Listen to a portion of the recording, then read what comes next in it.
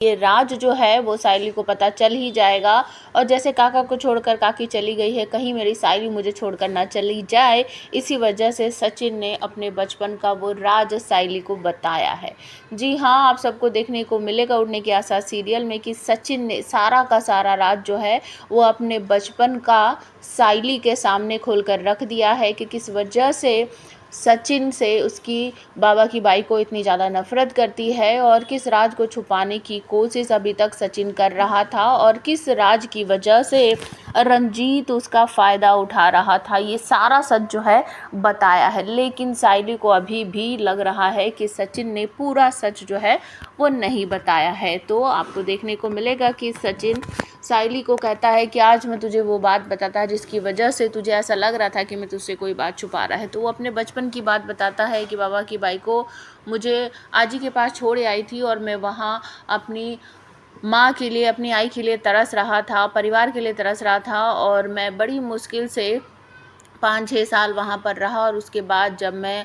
7-8 साल का हो गया तब बाबा मुझे जाकर वापस गांव से यहाँ ले आए और यहाँ लाने के बाद एक दिन भी बाबा की बाइकों ने मेरे से अच्छे से बात नहीं की, मेरे से बैठकर खेली नहीं, खाना नहीं खिलाया। और तेजस जो था, जिसको मैं आज खजूर, भगोड़ी मैना पता नहीं क्या क्या बोलता हूँ, बचपन में मैं उसको तेजस भाऊ बोलता था और मैं उसके जैसा ही बनना चाहता था क्योंकि वो पढ़ाई में बहुत अच्छा था, मेडल वेडल भी बहुत सारे जीतता था और बाबा की बाई को उससे ही बहुत ज़्यादा प्यार करती थी। और मुझे ऐसा लगता था कि मुझे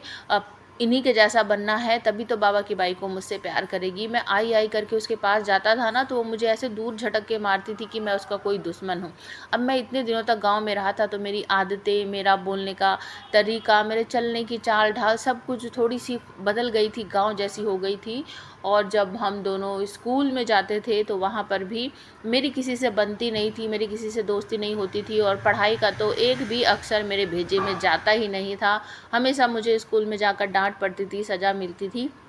एक दिन मैंने देखा कि मेरे दादा को कोई बच्चा परेशान कर रहा है और उसका कोई मॉडल शॉडल जो है उसने बना कर लेके गया, वो उससे छीन रहा है। मुझे बहुत गुस्सा आया, मैंने उसको छीनने की कोशिश की, उसे हटाने की कोशिश की, लेकिन उसने नहीं सुना और उसने तेजस को धक्का मारा, तेजस भाव को, जिसकी वजह से वो नीचे गिर गया। तो मुझे भी गुस्सा आया, मैं भी उसको धक्का नहीं मारना चाहता था सायली, लेकिन वो धक्का उसको लग गया और वो नीचे गिर गया और जिसकी वजह से उसको बहुत ज़्यादा चोट वोट लग गई और उसको ना दिमाग में चोट लग गई और वो कोमा वोमा में चला गया, जिसकी वजह से सायली मुझे बाल सुधार गृह में भेज दिया क्योंकि उस बच्चे की आई ने ना पुलिस केस कर दिया, मर्डर का चार्जबाज लगा। इस तरीके से सारी बातें जो हैं वो मन खोल कर रख देता है सायली के सामने और सायली उसके दुख में बहुत दुखी होती है, रोती रहती है। बारिश होती रहती है जहाँ वो दोनों खड़े रहते हैं, एक छोटा सा पुल टाइप का है, कभी मार्केट में दिखाया जाता है, कभी एक छोटा सा पुल जैसा, उसके ऊपर वो दोनों खड़े हैं, बैठे हैं, अपने मन की सारी बात बता रहे। उसके बाद सायली कहती है कि इतनी बड़ी बात तुमने मुझसे छुपाई, अपना दर्द मुझसे बांटते तो सही, अगर अपना मन का दर्द मुझे बताते तो हो सकता है कि ये दर्द मैं कम कर सकती, हम दोनों मिलकर।